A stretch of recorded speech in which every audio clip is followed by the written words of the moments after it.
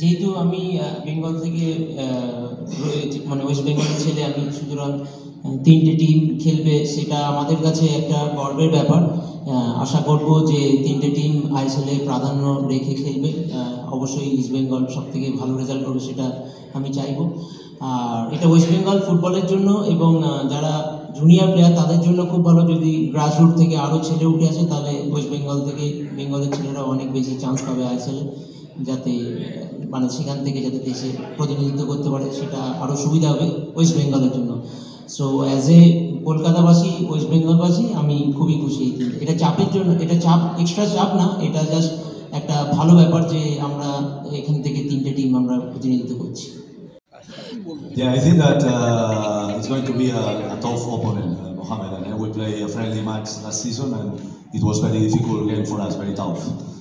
I think that we won 1-0 finally, but it was very, very difficult team. So you see that it's a project that they deserve to get the promotion from my league, and now they have a big crowd of supporters, and for sure they're going to be competitive. So yeah, it's great that we have 13 teams already in the competition.